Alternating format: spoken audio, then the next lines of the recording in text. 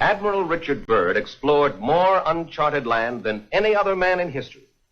He was a man of action, but he was a man of thought as well, an explorer and a scientist, an adventurer and a philosopher, a complete man, one of the men in history who had to lead the way.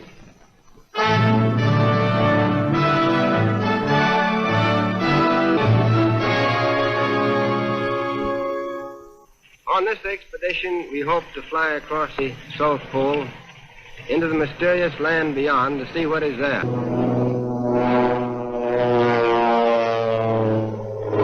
To the cameramen who made this picture, I want to give full credit. They did not hesitate to risk their lives at their job.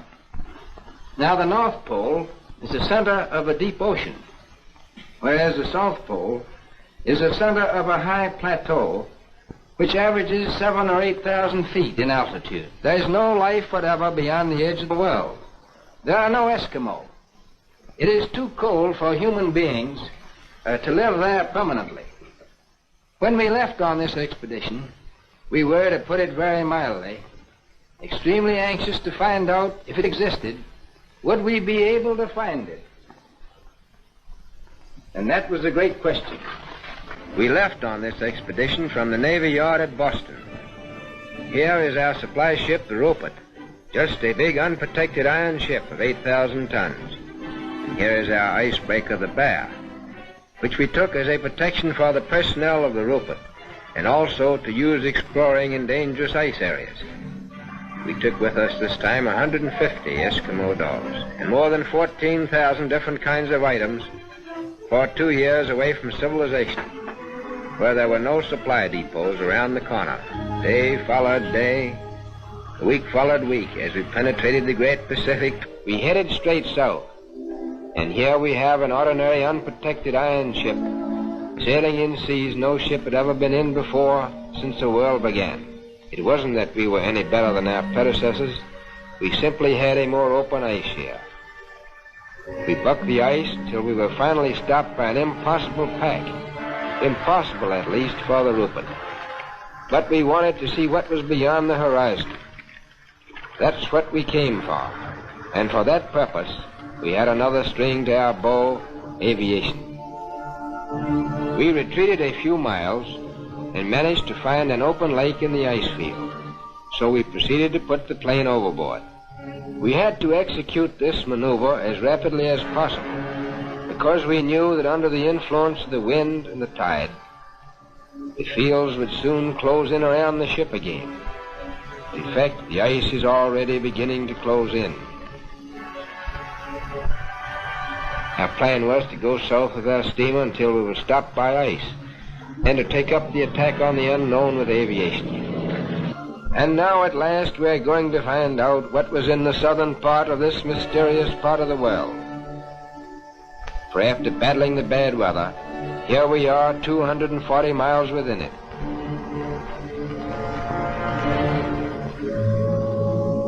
We came to this strange phenomenon, ice islands.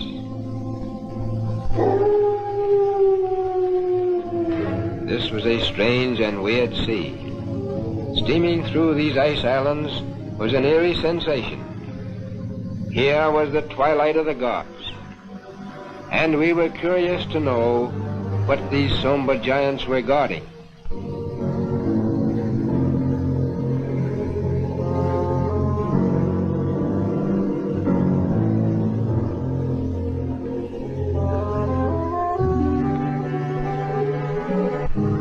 At long last, the dice fell our way, for the elements acted in our favor.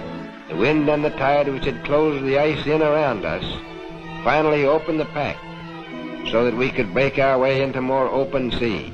We had added nearly 500,000 square miles to the Pacific Ocean. And here is our journey's end.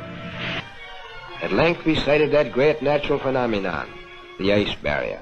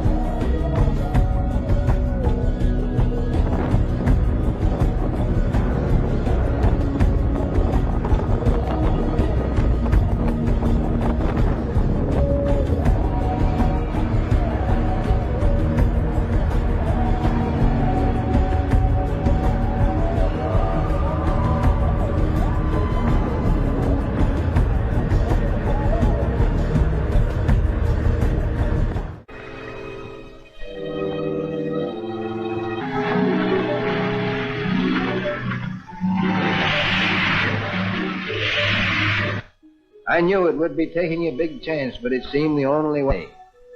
As we started alongside the barrier with our ships, suddenly the edge...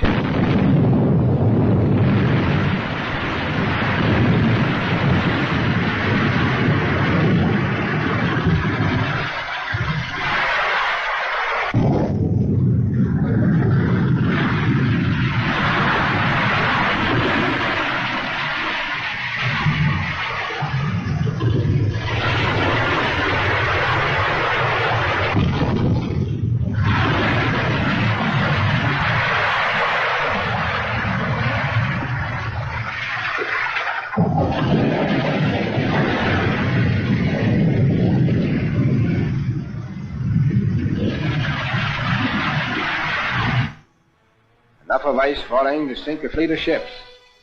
It seemed like a warning from Providence not to go alongside the barrier. We therefore had to unload from the bay ice. We had to put our tractors overboard with the engines running to safeguard the lives of the drivers as the ice was constantly breaking off. We had to get the tractors quickly away from the edge of the crumbling ice. We came within an ace of losing overboard our principal plane of exploration, the William Hawley. It was a critical moment. At times, as the ice broke, then our supplies would fall into the water. We kept a man on watch with a life preserver on line as a safeguard for the men working on the edge of the ice.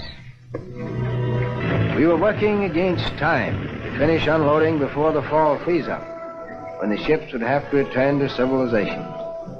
You can see what a tough job we had to transport 400 tons of material through this area. The bay ice was constantly shifting and cracking, and pressure ridges were being formed as we worked by the irresistible force of the slowly moving ice cap. I have never seen men work so hard. With 24 hours of daylight, they could and often did work the clock around without stopping. We call this period the White Nightmare, and a nightmare it was.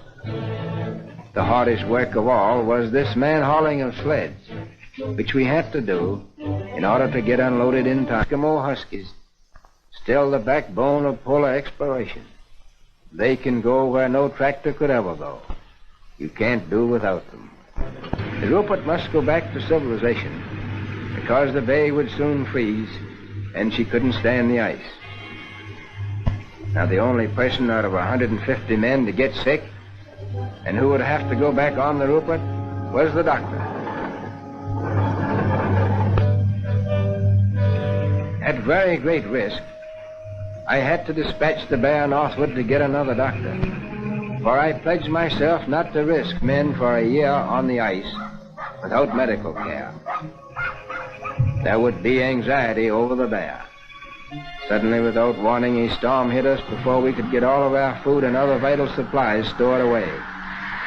And all hands had to work frantically throughout the storm to prevent the loss of food boxes under deep snowdrifts. The storm lasted for many hours.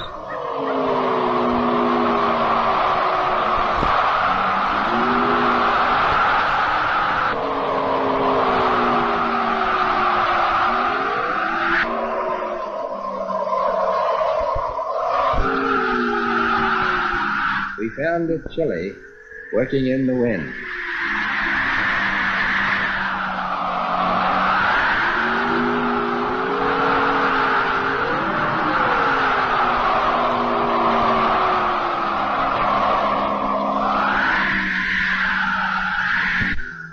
And when it was over, there was a bit of digging to do.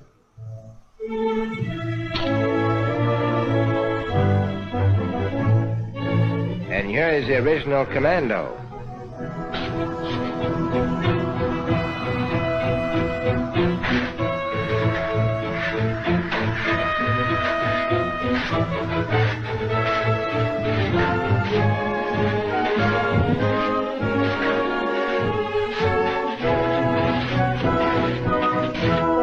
The honor of leading this expedition belongs to Admiral Richard Byrd.